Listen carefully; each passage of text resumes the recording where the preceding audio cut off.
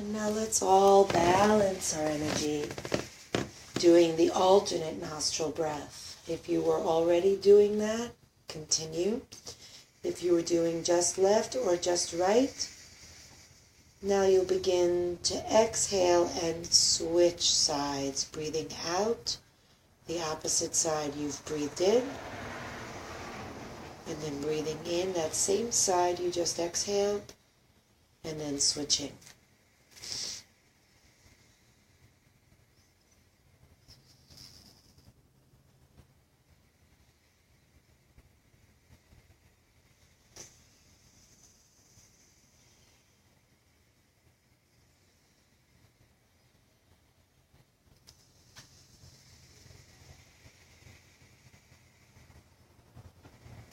After your next exhale, release the hand down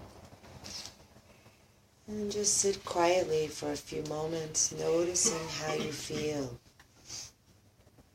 physically, mentally, emotionally, energetically. Just let your awareness take in the experience of being in your body in this moment.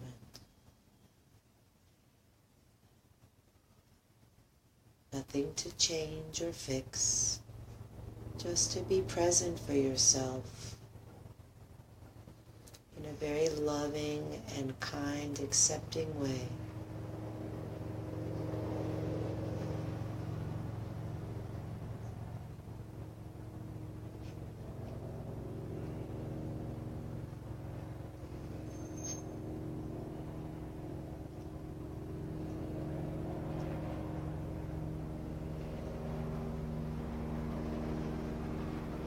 If you notice thoughts, you might notice how the thoughts trigger emotion and how the emotion relates to sensation. Staying connected to the present sense experience of the body.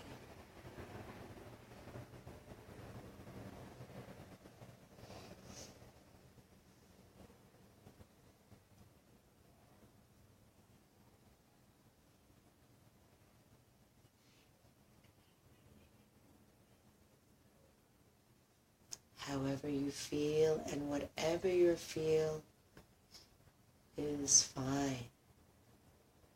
This is how it is right now.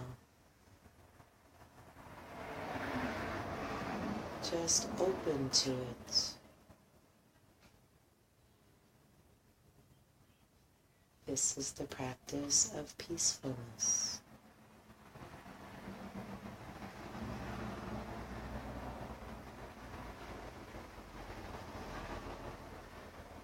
Noticing and accepting.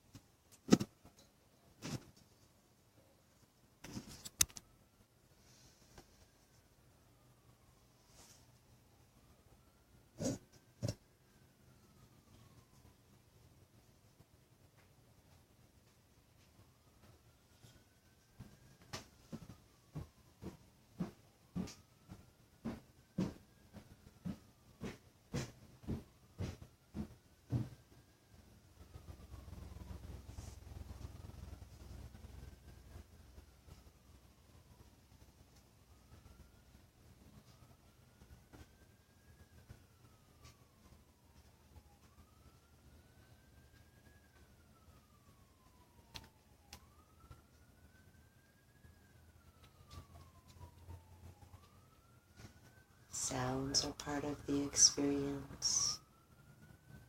Yet another thing to notice. Seeing if the hearing can be received as just hearing, or if there's reaction in the mind, and if so, no problem. Just notice that. That's what's happening now.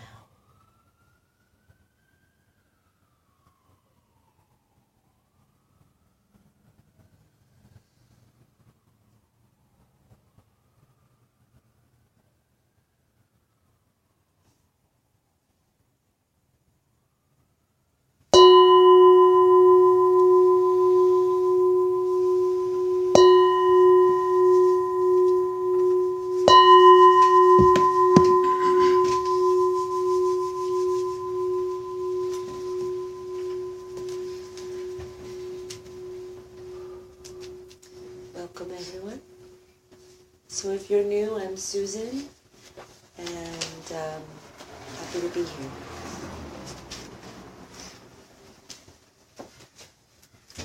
At the end of last week's class, which was covering the subject of joy, and toward the end of the class, we were talking particularly about the bliss of blamelessness, and I offered some guidelines for how to live your life peacefully by following certain ethical practices. They're called precepts or mindfulness practices. Like I said, they're just guidelines.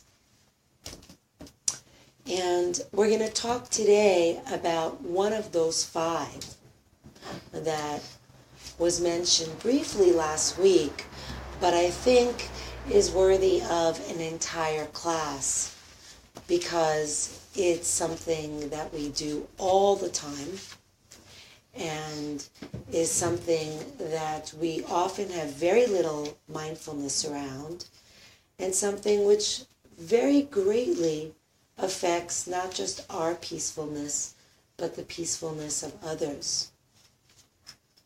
And that's the practice of speech.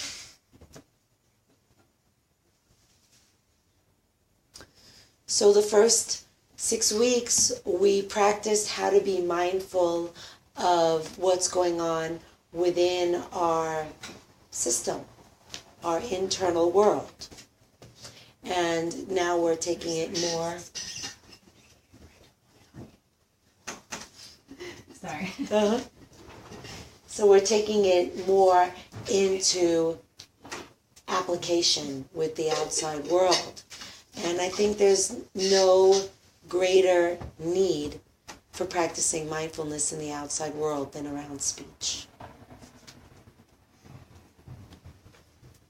So I'm going to talk about speech from the perspective of Buddhism, but also from other perspectives.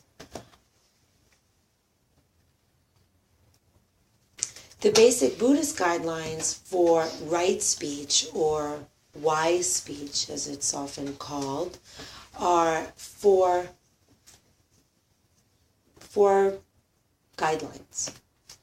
The first one, not surprisingly, is that your speech should be truthful.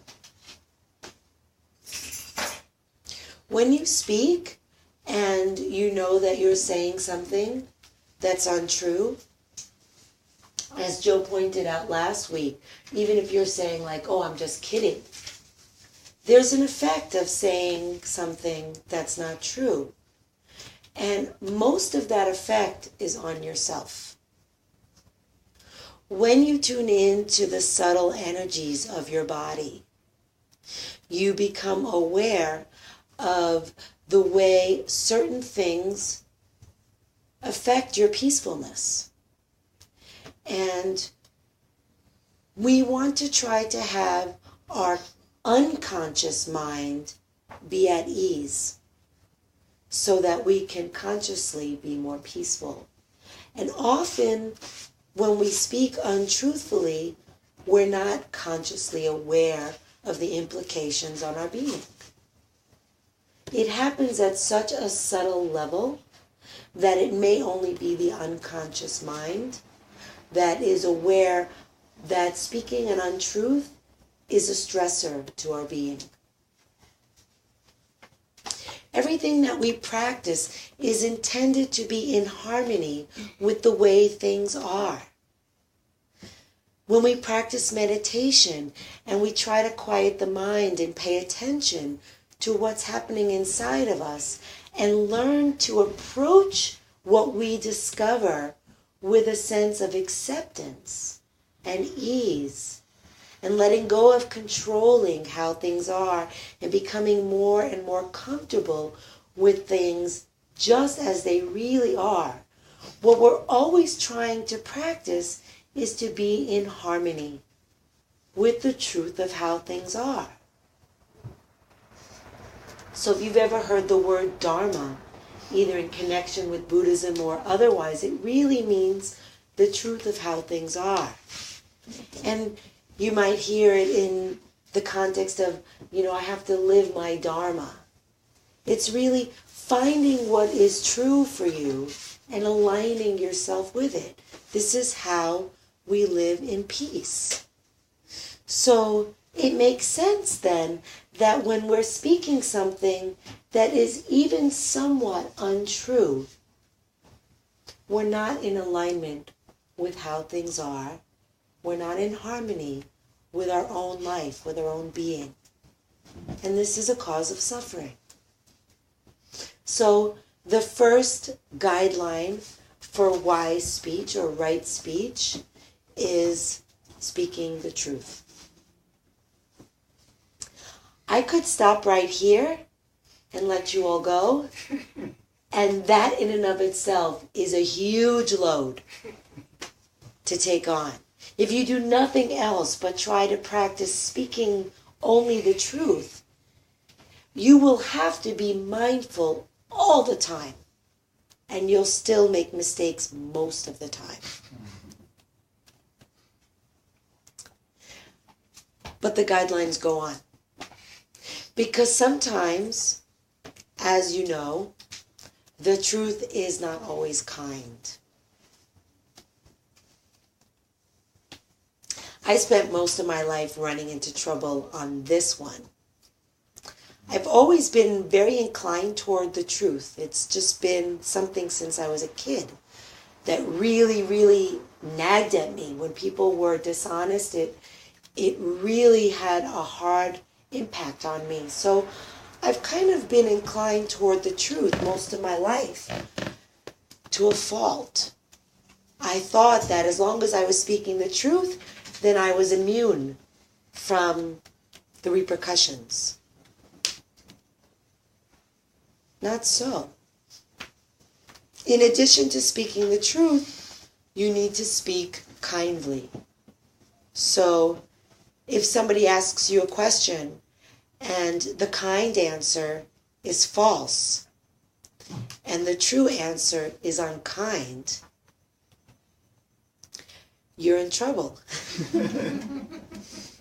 And you have to be skillful and you have to be creative. Sometimes the best answer is no answer. Sometimes you can say to the person, well, why do you want to know that? Or how do you feel about that? And, do one of those creative ways to get around answering the question. But sometimes that's what's necessary. Because if you can't speak both truthfully and kindfully, it's best not to speak. But how do you know the truth is really the truth? The truth is best so you know it within yourself at that moment. It seems like it's best not to say anything at all, because then down the road, you can be disproved, or someone can disprove you, very easily.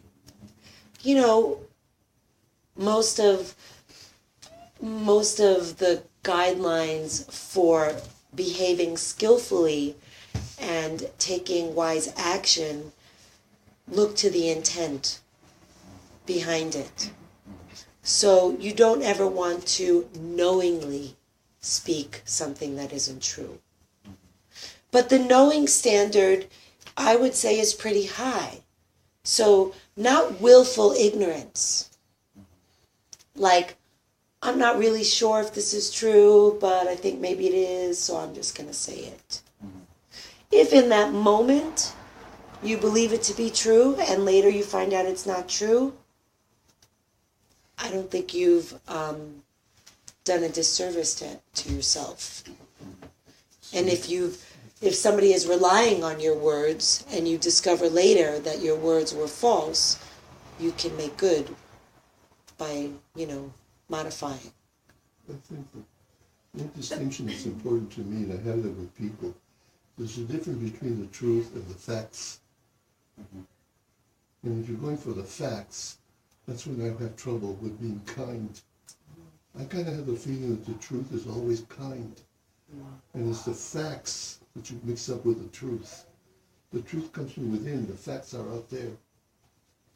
And the truth has to come from here. And then, if it's not coming from here, then the presence is the best solution, not facts. So let's pretend this scenario. Let's say we have an election. I have a 14-year-old. Let's pretend she's 18. She's ready to vote. And I'm telling her, well, you know, she's debating whether who to vote for. And I say, well, in general, you know, if you vote Democrat, the party is more caring toward women and, you know, benefit to you. But then you flip a switch back to today, you know, that you have someone like Bob, you know, just, you know, hurting women. So you don't really know. So, you know, so it's like, okay, so just zip, you know. No, not zip. What's there to say? Zip because is you not, don't know. But zip is not presence. Zip is some kind of denial. And presence is not zip.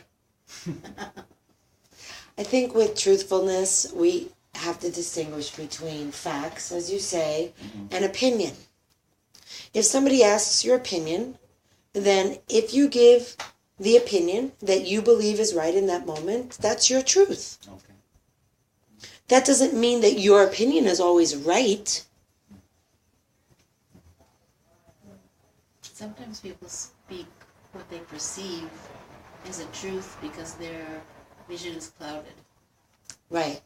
And perception is almost always inaccurate.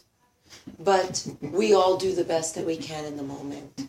So in the moment, you say what you believe to be true, and perhaps it might be skillful under the circumstances to add a modifier.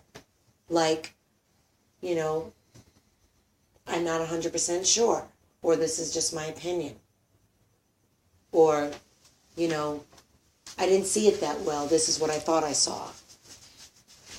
There's always a risk factor when you're talking about the truth. And that's what I think you're pointing out. You're not sure, but you risk it. You got to risk when you're talking about the truth. Because you may be just dead wrong, or you may be, but in some situations, you got to risk it. Again, it comes back to staying present in your body and letting your body give you a cue as to whether what you're saying feels right to you in that moment. And that doesn't mean that if saying the truth feels a little anxious in that moment, that you listen to the anxiety and you don't speak. But you can often get a cue from your body as to whether what you're doing is skillful or not skillful, truthful or not truthful. So, we have to move on. So basically, speak the truth and speak kindly. Yeah. So, and another thing that you want to do is recognize when what you have to say is helpful or not.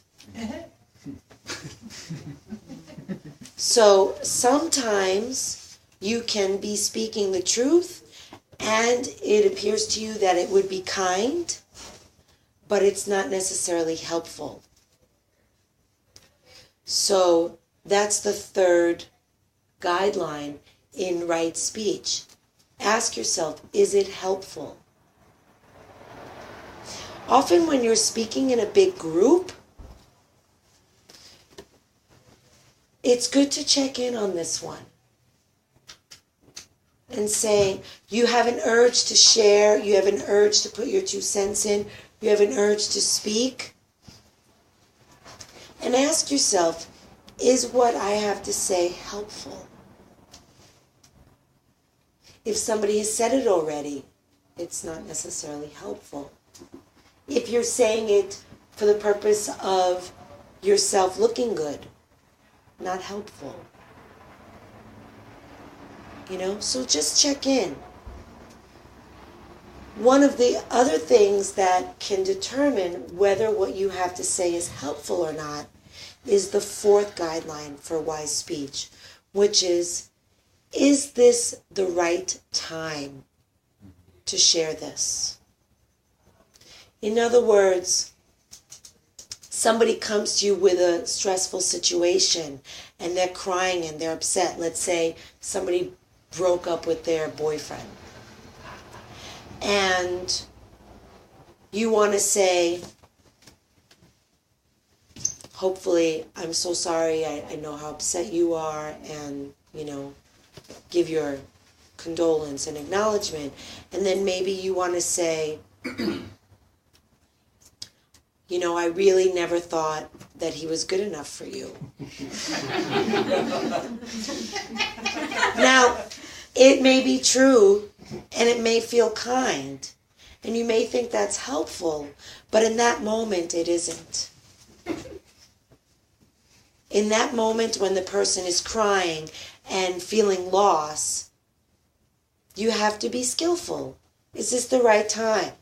Or maybe, you'll say, I actually saw him 3 months ago and I never wanted to tell you, but he was with another woman. And you restrained yourself from saying it because they were still together, and you're thinking, now that they're broken up, now's a good time to say it because it'll make her feel better. Not necessarily. So those are the 4 guidelines. Truthful, kind, helpful, appropriate timing. What may not be able to be heard and digested as kind or helpful today might be sometime in the future, and you wait and you see. And if it never is, you keep it to yourself. Okay? So those are the guidelines. They're quite strict. And you can play with it and notice how the gray areas might feel as you speak. Notice when you speak and you become aware by the person's reaction that what you've said isn't kind or isn't helpful, how that feels to you and to the person.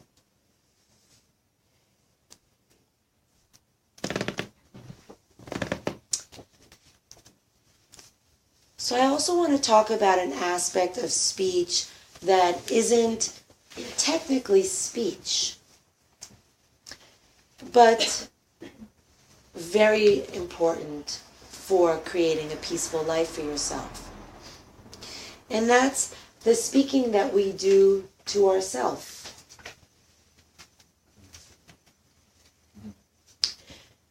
This comes in 2 forms.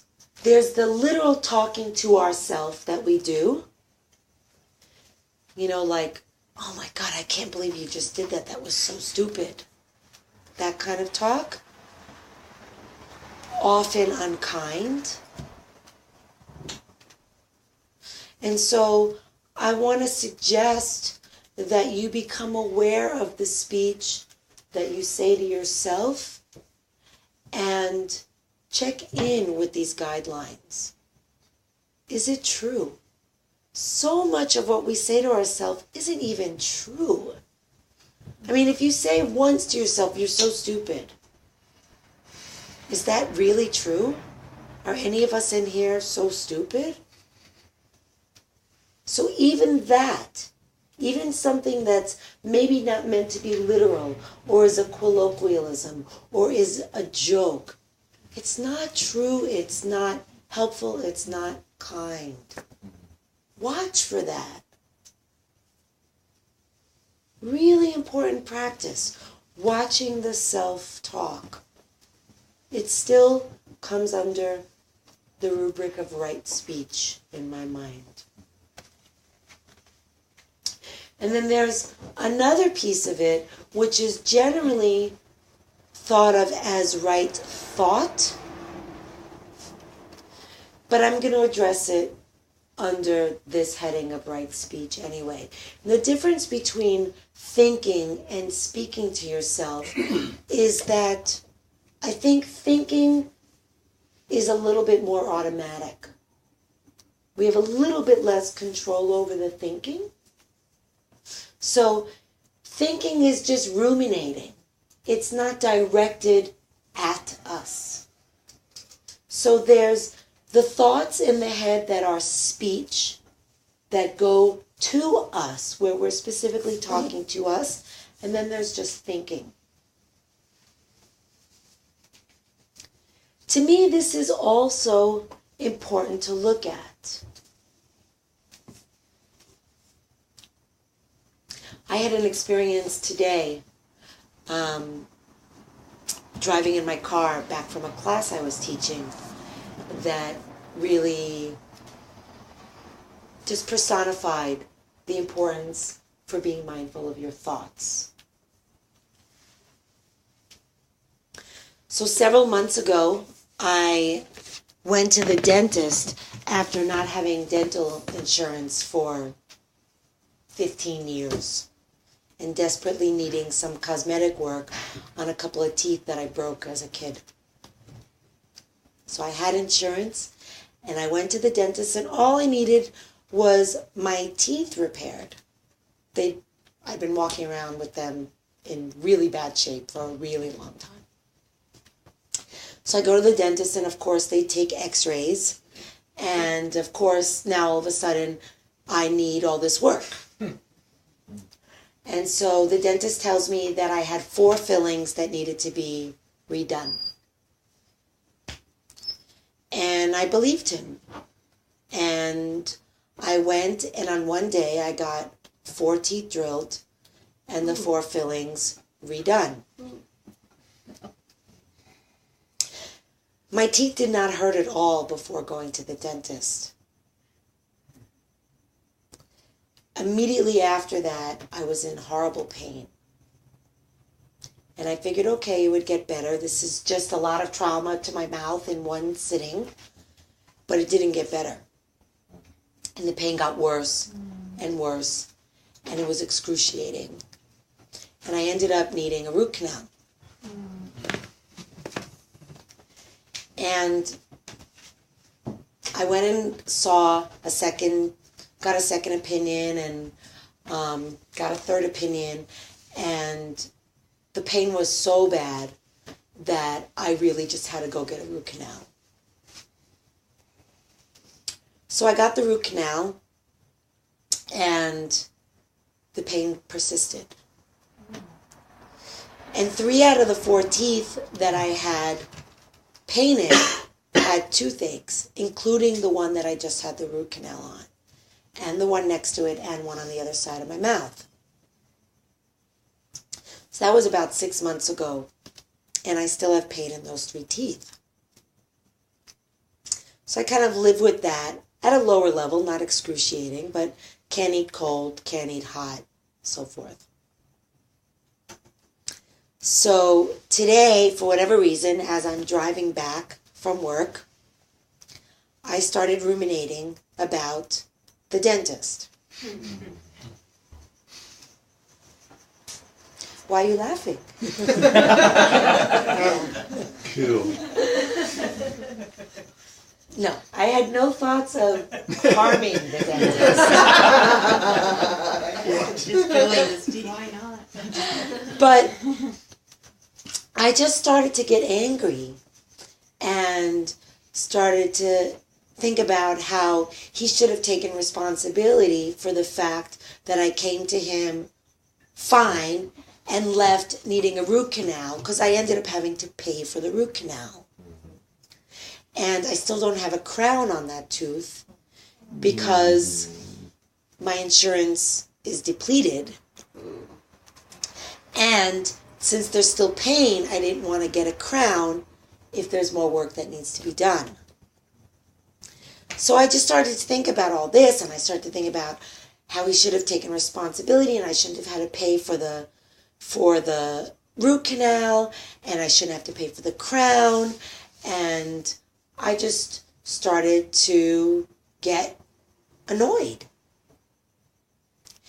And it only went on for 30 seconds. You know, you could tell a really long story in your head. In reality, it's like 10 seconds. And I caught it because I could feel myself getting agitated. And I noticed that this was not helpful. Everything that I was saying was true, but it wasn't helpful. And I immediately felt the suffering. And in the feeling of the suffering, I let it go. So we talked about this in the earlier weeks, that one of the reasons why we practice mindfulness is because we can become more attuned to the ways that we're creating our suffering with our thoughts and with our actions and with our words. So I was able to notice that my thoughts were creating suffering for me, and in the noticing, it just vanished. Not helpful. So, rather than taking my word for it, I thought we'd do a little exercise. You don't have to sit any particular way, but I would invite you to close your eyes.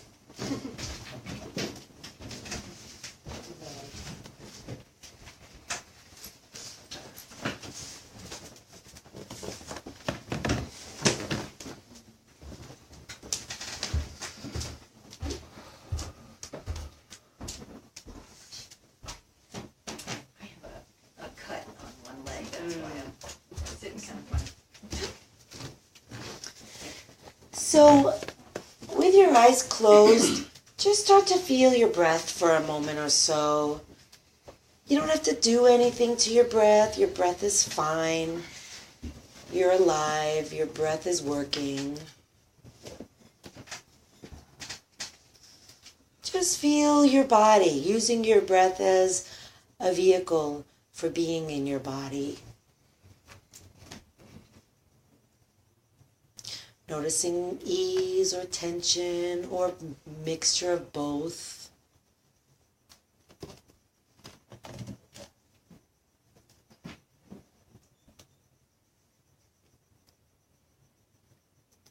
Now I'm going to ask you to come up with your own version of my dentist story.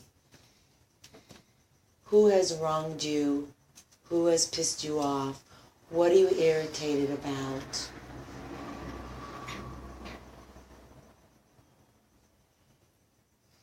What are you resentful of? What do you regret? Come up with one that's really juicy and ripe.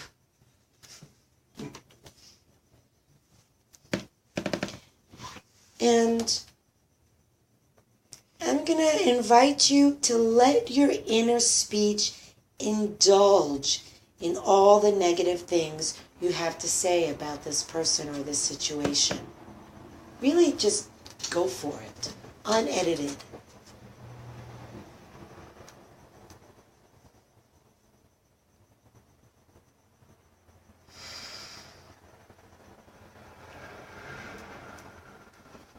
Notice how it feels in your body.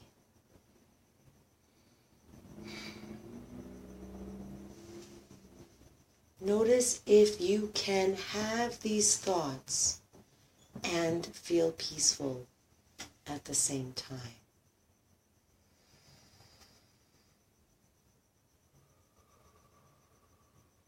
Feel the suffering.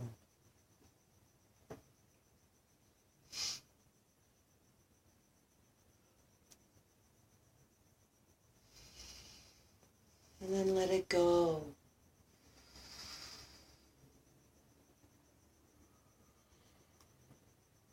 Maybe just using a phrase of compassion or kindness to yourself, just to soothe the tensions that you may have awakened. You can say, may you be happy, or I care about you and I know this is difficult, I'm sorry.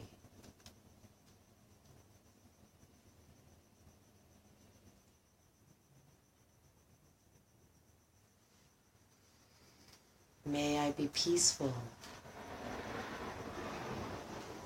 See if you can bring some kindness and some compassion to yourself as a more skillful response to the difficult situation.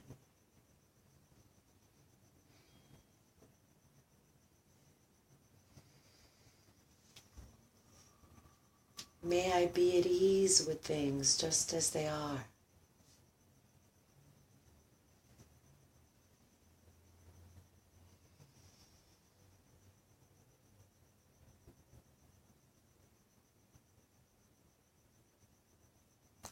May I meet each moment with an undefended heart.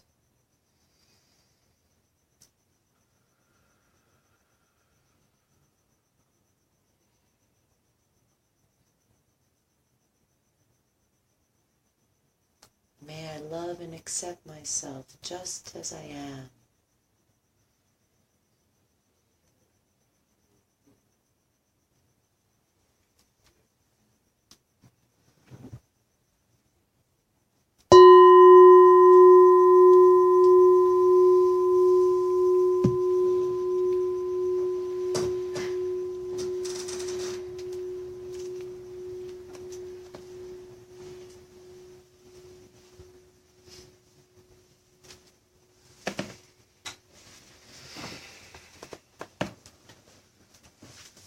I think we have a few minutes for comments, if anybody wants to share anything.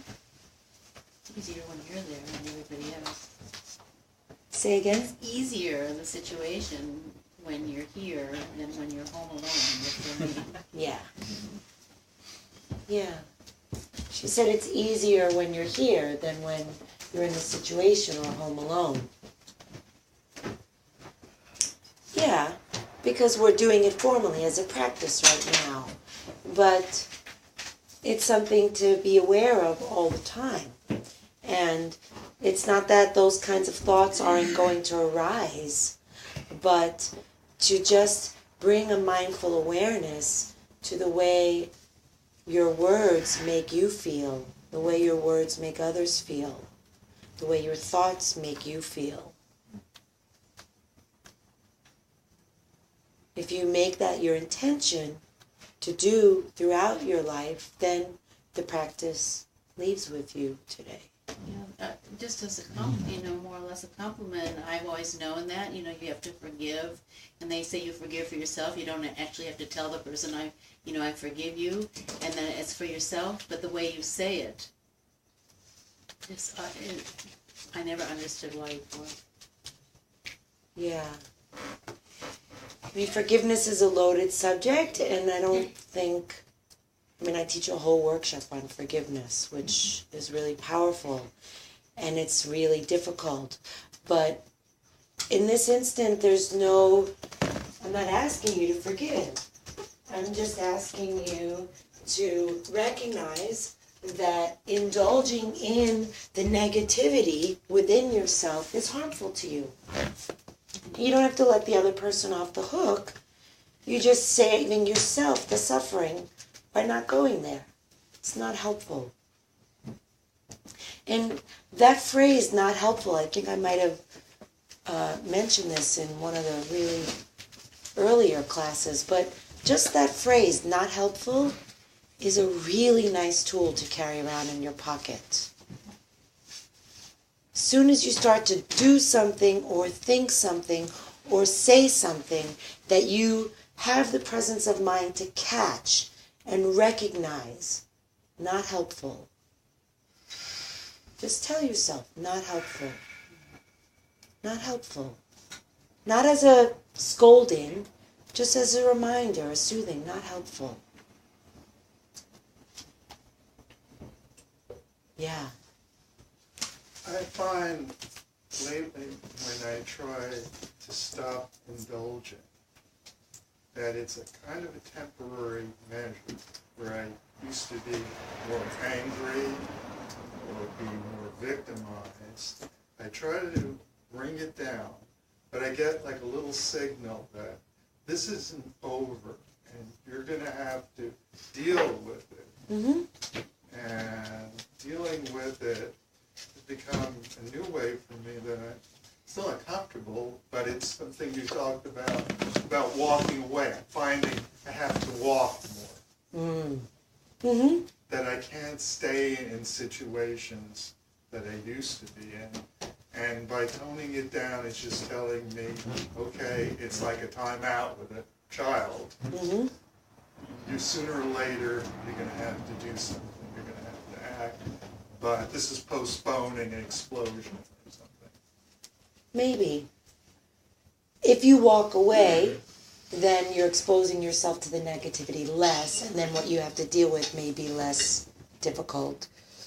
But more importantly, what I want to point out is that when emotions come, I'm not suggesting that you push them down like one of those coffee pressers, Right. you know? I'm talking about thoughts. Right. The thoughts are born out of the emotions, but they're not the emotions. The thoughts are a choice to perpetuate suffering or not. The emotion is not a choice. The emotion has to be dealt with. You're right. So if you say, not now, or, you know, whatever you're saying to yourself that leaves you with that residue, like, okay, this isn't gone, I still have to deal with it, it's because you haven't looked at the emotions. The emotions are not in your head, they're in your body. And they can be felt as a present sense experience. And mindfulness can be brought to your emotions. Just feeling what it feels like to be angry. Feeling what it feels like to be sad. Feeling what it feels like to be hurt. Feeling what it feels like to feel betrayed or lonely or whatever it may be. All those feelings are valid, and there's nothing that says that you shouldn't feel them. You just don't want to proliferate them intentionally with your thoughts. Thoughts are never practicing mindfulness, because if you're thinking about something that isn't happening now. If you're feeling, the emotions are alive and present inside of you now, and mindful attention can be brought to those. And when you bring your mindful attention to your thoughts, they tend more often than not to feel heard, and at some point satisfied. I'm not saying that grief is going to go away in a day by bringing mindfulness to it. No. But I am saying that if you're grieving and you push it away, it will linger. If you bring attention to it and you give it the love and the care that it needs and deserves, by bringing your attention to it, your mindful presence, then you're feeding it and nourishing it and soothing it in a way that helps it move through faster. This is different than thinking. Thinking is drudging it up and cultivating negative emotion that doesn't need to be there. Not helpful. If the emotion is there, bring mindful presence to it. If it's overwhelming, bring compassion to it. If you weren't here at class 4, listen to class 4 on YouTube. We talked all about how to bring mindful attention to your emotions. Sometimes it's too big and it's consuming, and then that's not helpful. When the emotion is stronger than mindfulness, then mindfulness gets buried and the emotion overwhelms. That's not helpful. Then it's time to be compassionate. I'm not going to repeat all of the tools from that class, but it's useful to distinguish between emotions and thoughts, And when you can bring mindfulness to emotions, and when you are overwhelmed by your emotions and something else is more skillful. Jane, you had a question? The more I'm thinking about it, I don't even know how to ask it. I recognized through some therapy that one of my life lessons is to work on the whole speech thing and the compassion to myself as well as to others. What you discussed today was very helpful. I can see I'm going to have to go back and watch when you get it on YouTube and remind myself. It's up. Today's. Oh. Today's. Yeah, today's. Go over and over it because it's one of those things that I have great difficulty with. I'm much better than I used to be. This is where I don't know where to go with this. Stop for a second. Okay. Sorry. Please. You're much better than you used to be? Yes. Take that in for a minute. Okay. Just take that in. Before you go into the but, take that in. You're much better than you used to be. Because that's part of your practice, is to acknowledge yourself for the goodness, for the achievements, for the improvement, for the growth. Just as important as the refraining from the negative self-talk is to pause and take in your own goodness. Okay, now. This is where I don't know where to go with it. Is there an end in sight? Will I reach nirvana? Will I? Is it something that you just have to work at the rest of your life and that's it? Probably have to work at it the rest of your life, but if you're working at it at a level 10 now, you're going to work at it at an 8, and a 5, and a 2, and a 1. It gets easier and easier as you bring mindful attention to your thinking and you become more and more aware of how your thinking is causing your suffering and how the things that you're saying to yourself are an old tape that somebody else made up that's not even true, that you're perpetuating, and that it doesn't serve anyone. The more you recognize it, the more you start to catch it. And the more you start to catch it, the less it arises. There's a book called Feeling Good by John Burns that I would recommend to you. I read it many years ago at a time when I had a lot of negative self-talk, and I wasn't aware that I had negative self-talk because I wasn't mindful. And I had a lot of depression at the time, and it was brought to my attention that I had a lot of negative self-talk. And I read the book, and I started to watch my thinking. And it was really amazing how quickly I improved. Watching my thinking, I started to notice sometimes after the thoughts, ooh, that was really critical and mean. And then I started to notice more often and more often. And then I started to catch it while the thought was in progress and be able to stop it. And then I started to catch it right before the thought even made its way into consciousness. And I'm very, very rarely aware of negative self-talk. I mean, believe me, it's still a practice and I still do it. But compared to years ago, 1,000 times better. So yeah, if you practice bringing mindfulness to your thinking, if you practice anything, you're only going to get better at it. If you play the violin for, what do they say, 10,000 hours, you become a master. If you do anything for 10,000 hours, you master it. It's not that long from now to spend 10,000 hours paying attention to your thoughts. Master it. It's very long. $10,000.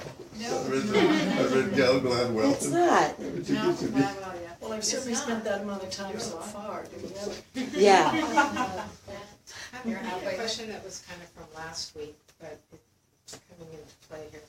There was someone that was talking about how he was very comfortable with himself and where he was. And I also don't quite know how to ask this, but isn't that sometimes an excuse for inertia? So you go, well, I'm just really comfortable here, so I really don't have to do anything. So what is the difference between comfortable and inertia? Comfortable in what? Inertia? Wow. And inertia. I think the difference is truthfulness. I mean, I think I remember what you're talking about, and I think he said contentment. Contentment, yeah, that's what I meant. And it may be that most of the time one is content. And then you don't have to work so hard to be content. That's great. But there's always areas that one can improve on. And I don't think by somebody saying that for him what's important is contentment means that he's saying my life is perfect and I don't have to do anything. I wasn't really, I'm not trying to criticize him. Yeah. But it just brought to mind, I mean, I know people who are just like, I'm just really content with where I am, so I'm just going to stay here, which is really just not growing. Right, I'm happy here, so I'm Right. not going to grow anymore. right.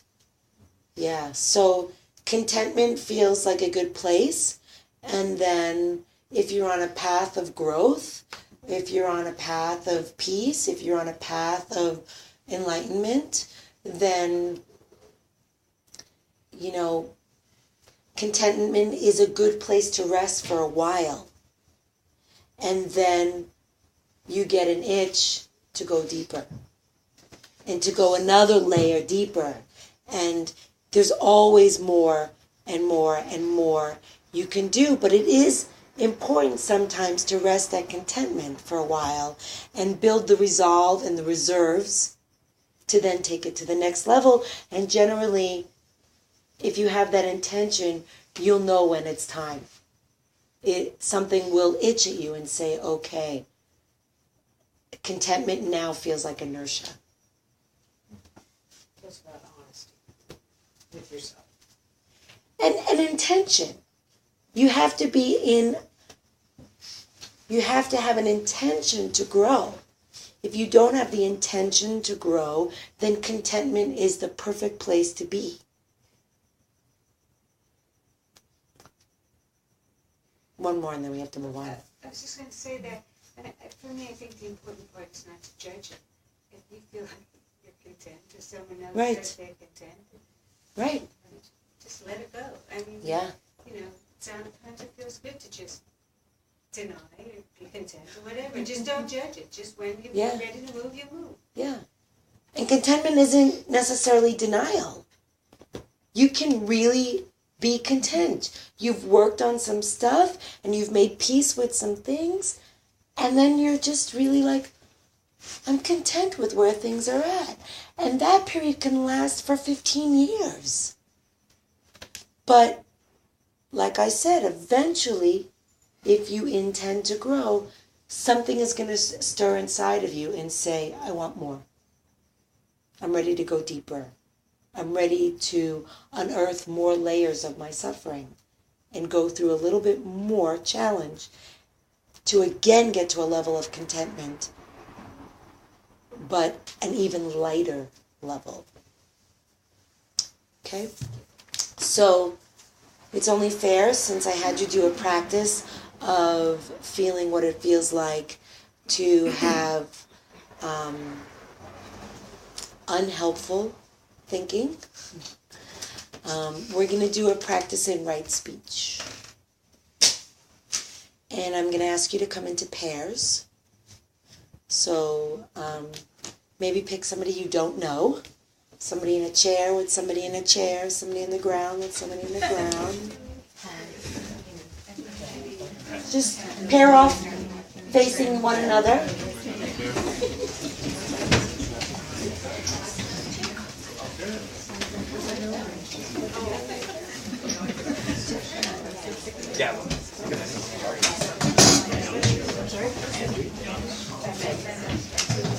Okay, Hugh. Are you two paired? Not sure. I don't know. Are you without a pair? Oh.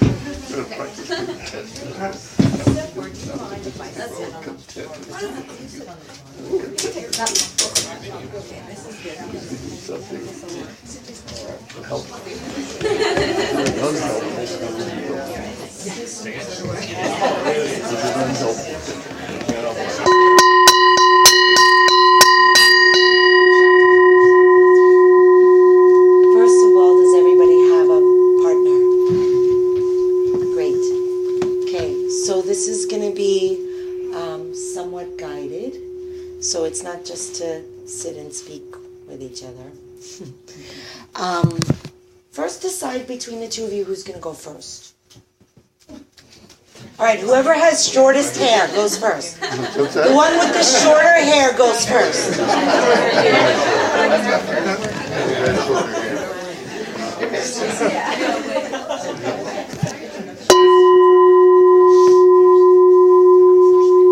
Okay, now, one of the most important things of right speech is connecting, is communicating.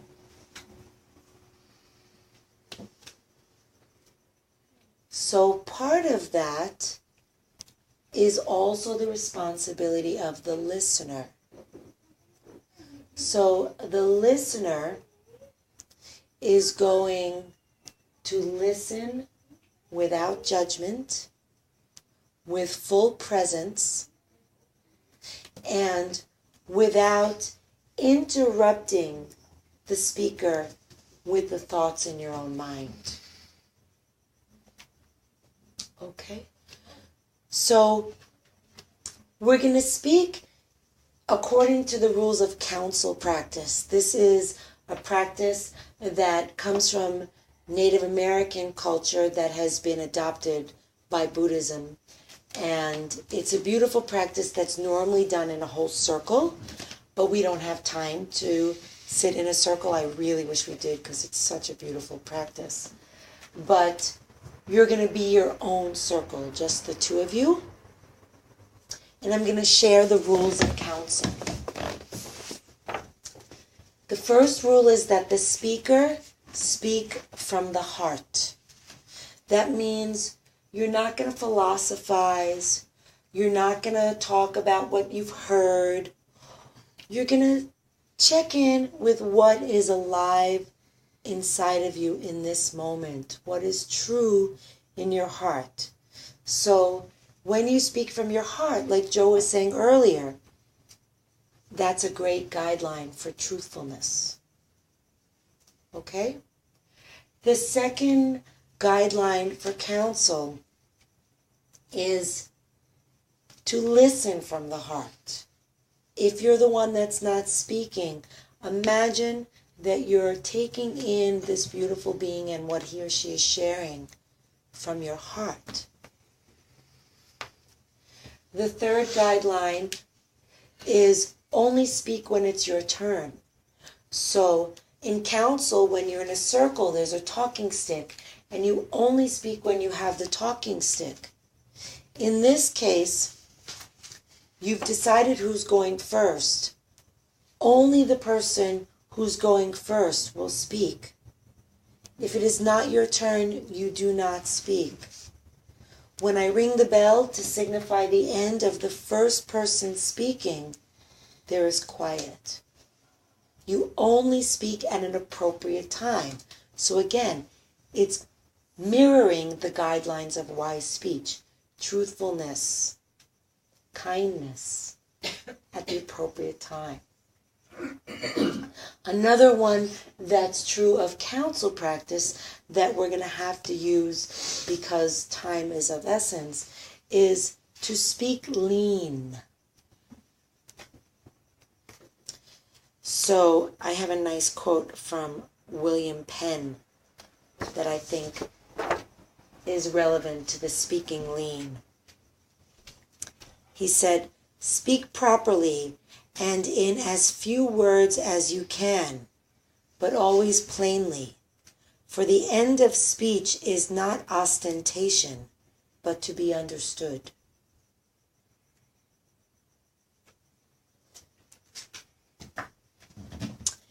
And then finally, counsel has the guideline of confidentiality. So if you know that what you say to the person will never be repeated, it creates an immense amount of safety for you to speak truthfully and from the heart. You can see how important confidentiality is in the practice of wise speech. Okay? So, when we do counsel practice, a topic is introduced and you stick to the topic. So I'm going to introduce the topic, truthfulness. I'm going to ring the bell once. The person who's supposed to go first will share. The other person will listen. I'll ring the bell again, and you become silent. And then take in how it feels to have spoken in this way. Take in how it feels to have been heard in this way. And take in how it feels to have listened in this way. Then I'll ring the bell again, and without commotion, the second person will speak to the same subject. Then I'll ring the bell again, and you'll reflect. Got it? And the subject Questions? The subject is? Truthfulness. But we're not talking about it as a theory, we're talking... You're talking about it from a personal place. Your struggles with it, your feelings about it, but how it affects you. Where you are out of integrity with yourself, perhaps.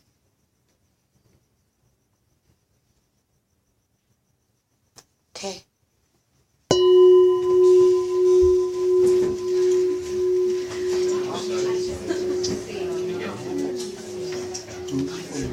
Truthfulness. Said something, done something with another person. And after you said and you shut it, there's a sense of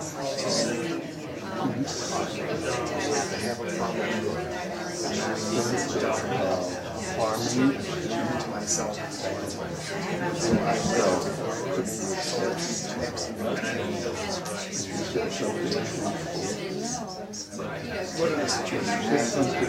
somehow in the process in alignment situation taking the other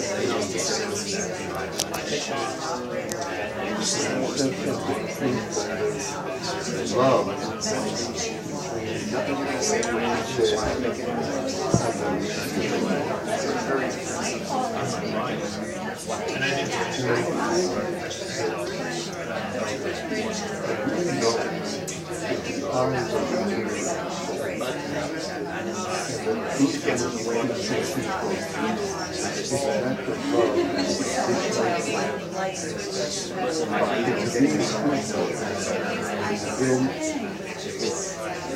There's one soul does the typical American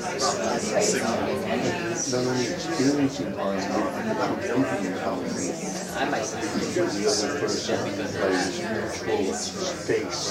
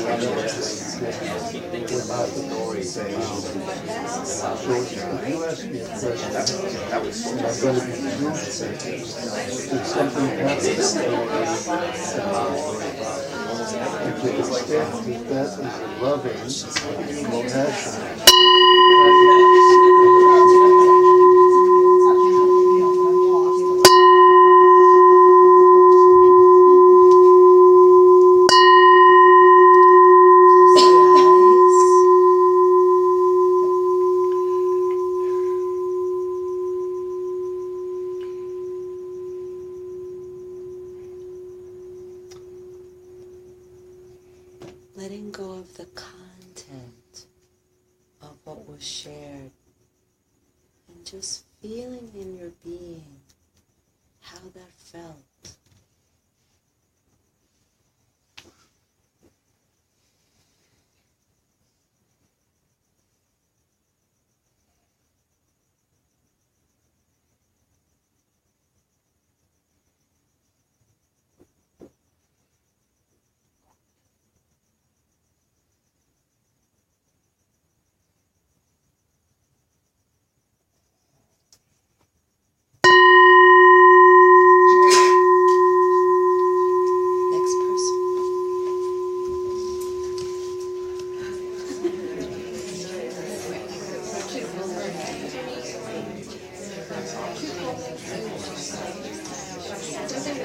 You touched me last night when you spoke. You're still behind me.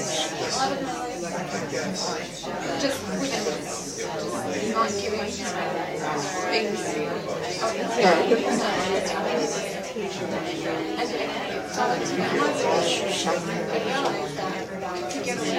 recently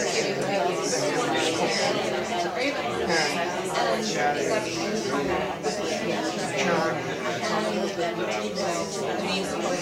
I forget exactly what John said, that will go away in walls.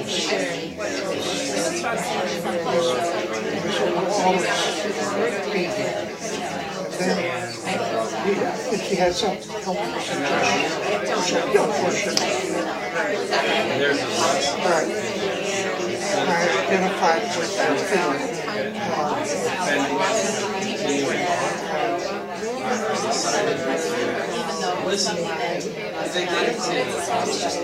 Second wife died.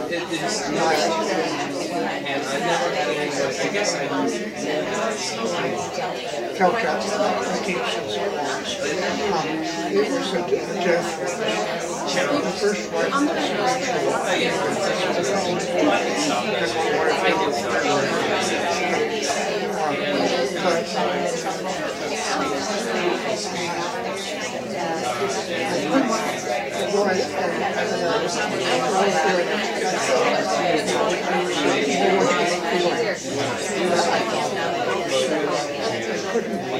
I remained silent. I couldn't think of anything to say to you. John had something to say.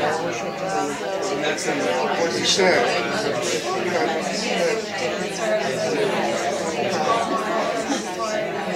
now,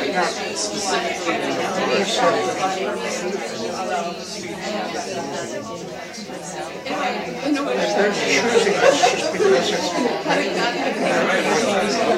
don't appreciate all of them. Usually, the things that I think you say seems to me to be not, let's say, ideally the second one. It seems like they're not in silence.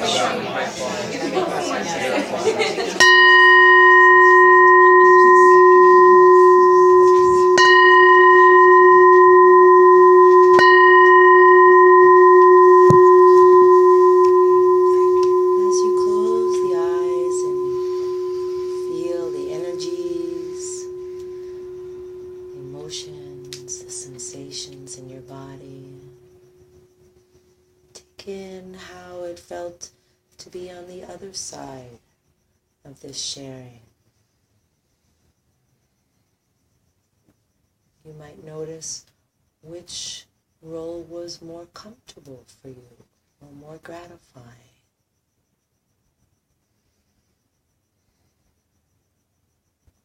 Which one you tend to assume more in your interactions and relationships.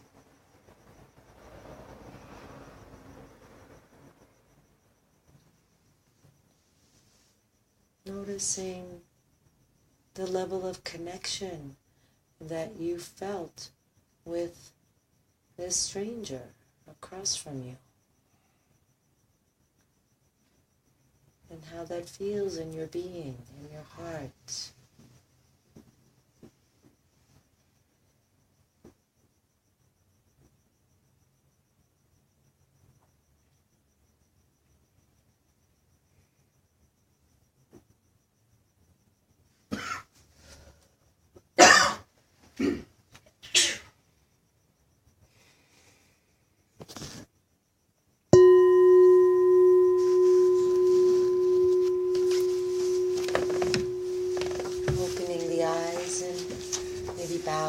Your partner, or offering some gesture of gratitude, and coming back to your seats.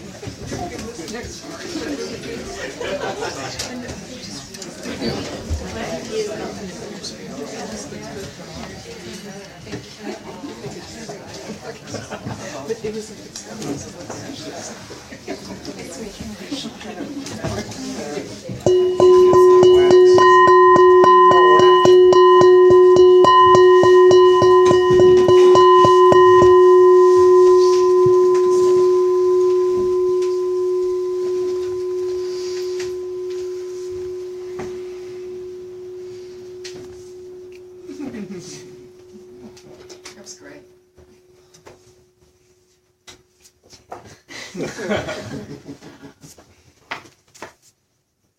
There's a very strong sense of, after speaking and hearing, and you're saying which role you would want or not. The thing that I felt was sitting in front of my partner here was a sense of belonging. I wouldn't say, the first thing that came was of possession. Like I really felt here in front of this man, here in this moment, he's mine and I'm his. Because there's something happening out here where you really, I mean, love happens out here, where the eyes meet and something happens here, and I've always felt that I always want to say, you know what, I'm yours and you're mine. But it wasn't that. It was a sense of belonging together, belonging to each other in that situation, and that's what I came out with, that sense of not owning, which is better than possessing, okay? And there's a certain responsibility with owning, but I really felt belonging. Which I'd like to sort of extend to this whole sense of being with everybody here and being with you and being next to you. I feel like belonging. Thank you. That's what Sangha is. It's beautiful. is community, is connection, is a feeling of belonging. And that can happen in silence. You may notice when we sit quietly together, when we meditate together, nobody's saying anything, but there's a real, I feel it at least, a real sense of belonging, a real sense of community without words. But words are also a way to make that happen, and yet they are so often divisive and so often a way to exclude and feel separate from. How many times have you been in a group of people that were gossiping about somebody else that wasn't there? And I think people do that because in that moment they want to feel connected. And if they all chime in with the same intention, even an unwholesome intention, there's that sense of belonging in that moment. So what would it be like to resolve to not engage in that activity anymore and to find ways to make connections with people by speaking from the heart, by speaking in truth, by giving them your undivided attention? Did anybody feel less connected to their partner when they were the listener than when they were the speaker? It felt really good to give someone undivided attention. I think it's the male thing to always try to solve things, and I go through my life only think of the worst case scenario and try to solve things, and it's good to break away from that and just listen.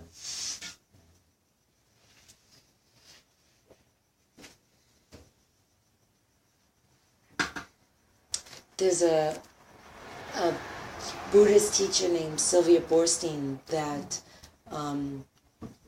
is one of the founding teachers of Spirit Rock, a meditation center in Northern California. And she's very well known in that community. She's also a psychologist, and she does a lot of fundraising for the meditation center. And the story goes, I didn't hear it from her directly, but the story goes that she found herself at one of these events, fundraising events, sitting around at a table where all the women were gossiping. And it is her practice not to gossip because it's not right speech. And so she couldn't participate, but she didn't want to come across as aloof or separate from, or worse yet, better than. So she wasn't going to say, you guys, this is really inappropriate communication and I refuse to participate in it, and maybe you should think about not doing so also. So, as the story goes, she just interjected into the conversation something positive and just changed the flavor without wronging anybody. And it's a really beautiful way to be in the world.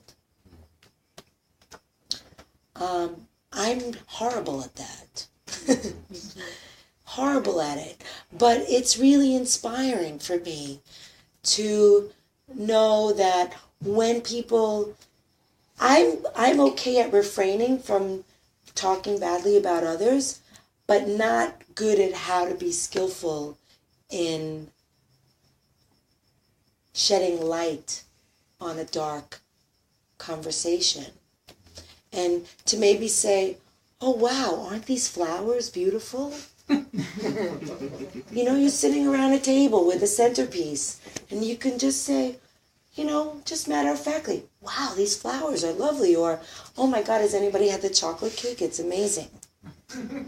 Although that's, again, another way that people tend to, band together and find ways that they feel that they have common ground with somebody that's maybe not as authentic as they could be. And so, I just invite you and encourage you to watch the way you speak with others, not just one-on-one, but in groups, and to remember how connected you felt in this practice simply by speaking authentically, truthfully from the heart. I found it was really freeing to be talking to a stranger, because it's like I don't know him. Like, I let go of being worried that he's going to judge me, because I don't know him and I don't have a relationship with him, and so I just went for it. It was just like, I'm going to speak from my heart. I'm going to do as you said, and just speak from the heart. And it was so amazing. It was just letting go of the fear of judgment. It was just go for it. And I spoke about something that I wouldn't talk to a man about. I usually, like girlfriend talk. And it was just like, and he was just listening and nodding and nodding. It was just so filling. It just felt so amazing to get this from a man. Yeah. That I don't know. I would never see again. It was great. It was like, oh, you're such a good listener. It's all like, yes, all the nodding. It was just like, wow, okay. He's a man, but he's a social worker. Okay, that explains. And I'm a psychologist. But still, bravo to you for taking the risk and for letting yourself be vulnerable, because without letting yourself be vulnerable, the amount of connection that you're going to experience with others is so limited. Without revealing your true self, your connections are going to be superficial. And some people are going to be easier to do that with than others. But you surprise yourself. And if you let yourself go there, and you stay in your heart when you speak, and you feel your body, and you feel the nervousness, and you feel how it feels to be vulnerable and to share anyway, people pick up on that. And the response that you get will surprise you. And I think the same thing you were talking about speaking in a group. I find that if I speak in a group and I speak more from the heart, it changes to, like, if people are being very on the surface and someone starts sharing deeper from the heart, it changes the dynamic too, where people will share more deeply. Yeah. There's a book called Sway, which is written by a therapist and a business person that are brothers. And they did all these studies on what makes people act the way that they do. And I'm just reminded of one of the things that I read in that book, which is that having one outlier in the group is enough to give courage to the whole group.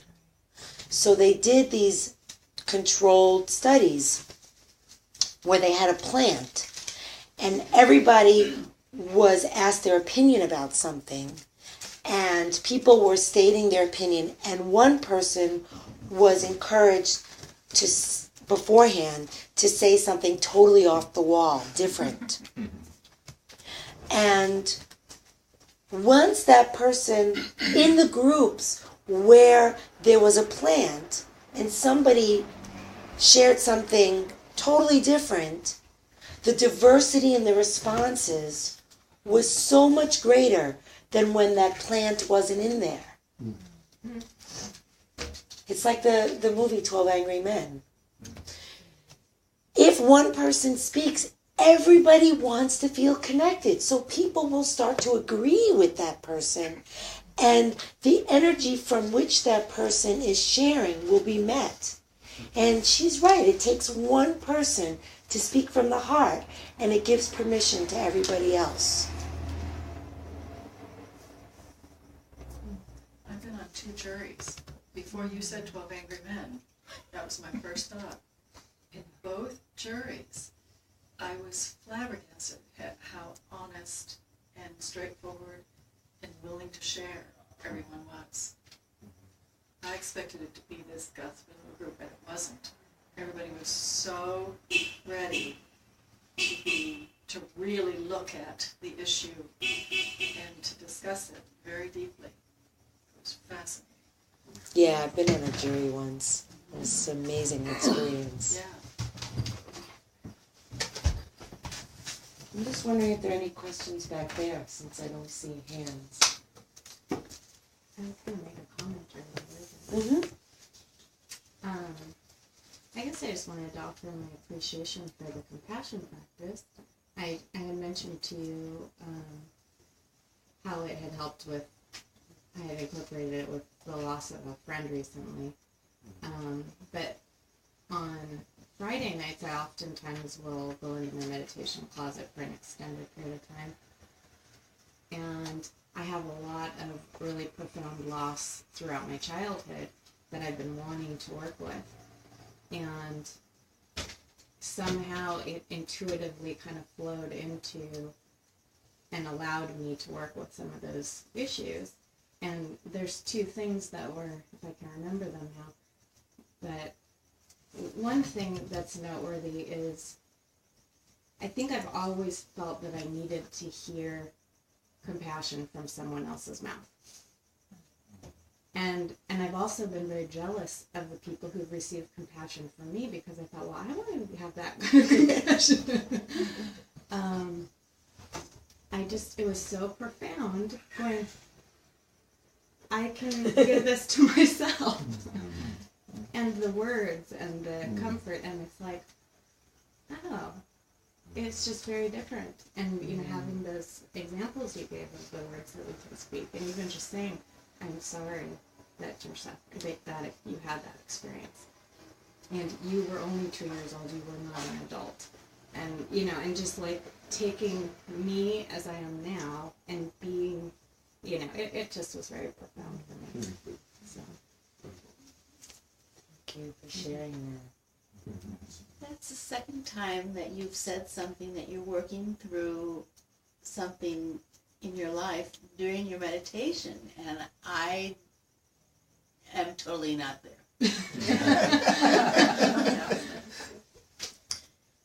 Just stay with it. No, You are what you are.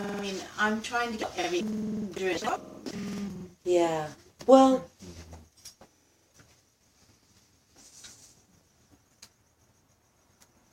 meditation is definitely not the practice of getting rid of.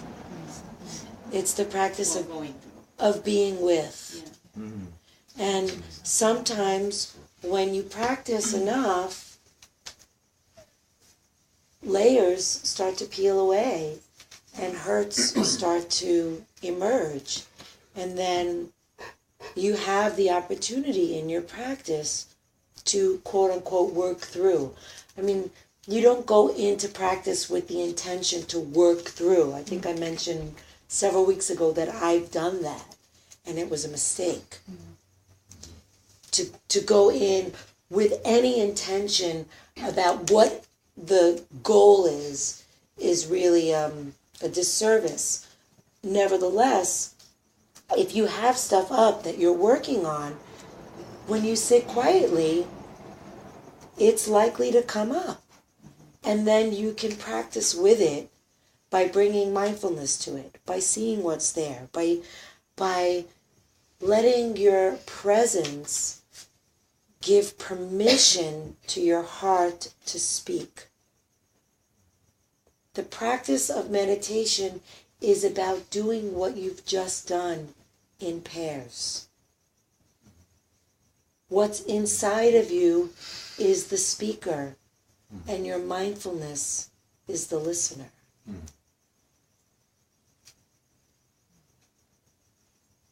And you saw how you were able to be present for your partner without judgment and with an open heart and compassion and care and kindness.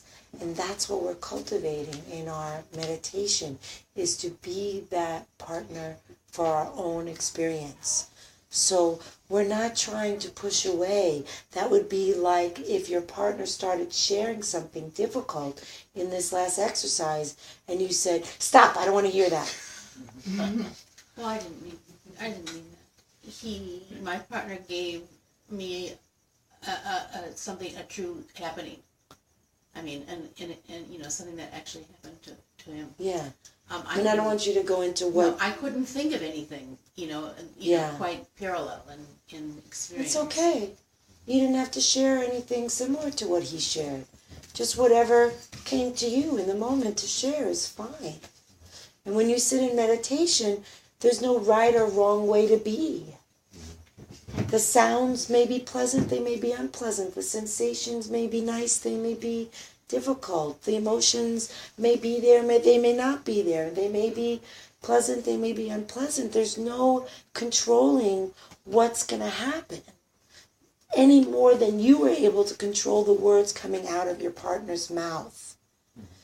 The process of being mindful is to just pay attention and listen with care and kindness and no judgment and not needing to fix and not needing to change and not needing to work something out or push something away, but just to practice present sense awareness, acceptance, kindness. The most loving thing that you can offer someone is your presence. He felt love between this man that he didn't know in 3 minutes. That's how long you each had. 3 minutes.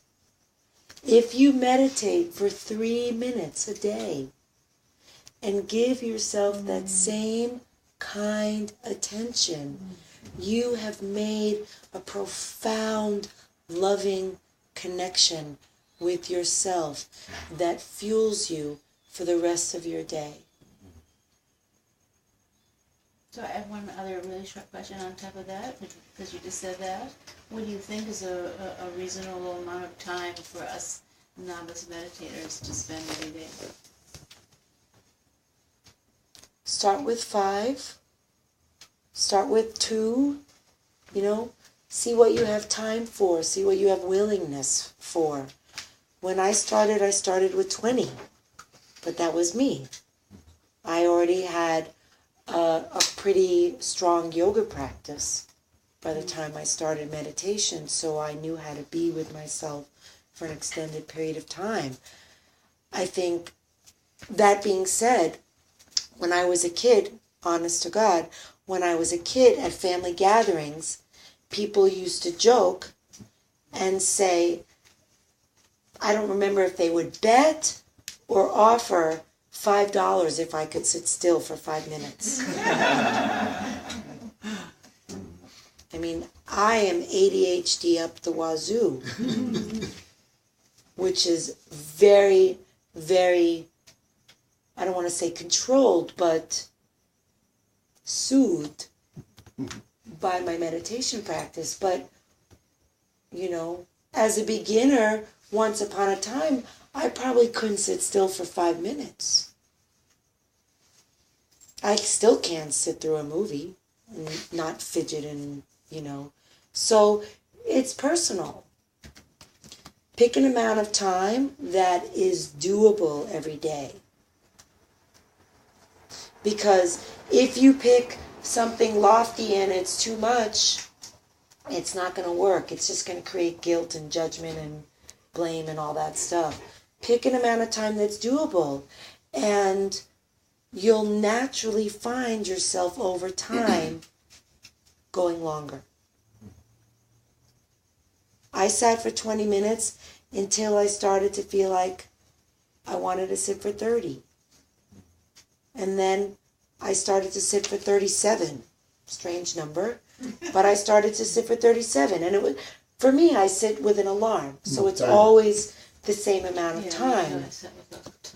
And then after 37 started to feel comfortable, again, there's that same theme of, you're comfortable for a while at a certain level, and then you start to feel like, I could push myself a little more.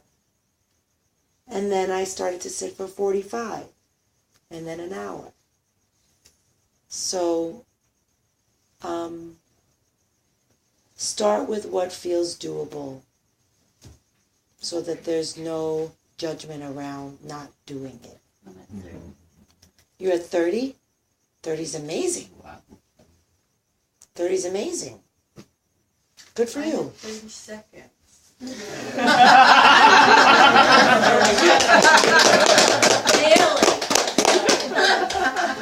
And if you take 30-second bites throughout the day, then that is beneficial.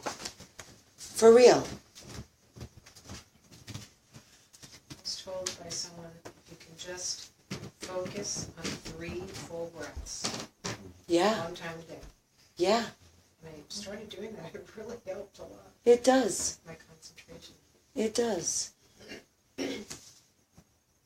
you could divide it up, you don't have the time. Exactly. 5 minutes in the morning, 5 minutes at night. Exactly. Yeah, it's nice to do first thing in the morning, and it's nice to do last thing before you go to bed, even laying down. If you're awake enough to practice laying down, that's fine too. The problem with laying down is you tend to snooze. So that's generally why people meditate. Sitting up, next week we are going to practice meditating other than in the sitting position.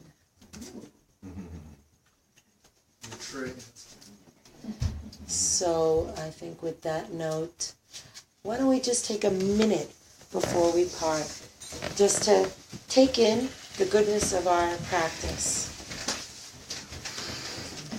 to feel the collective energy of the group, the Sangha.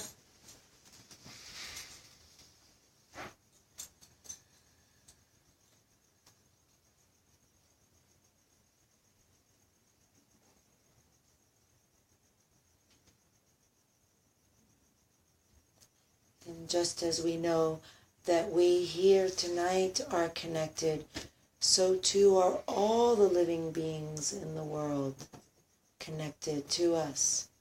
And so we share the goodness of our practice with all living things everywhere, and wish for all of us to be free from suffering and to awaken together.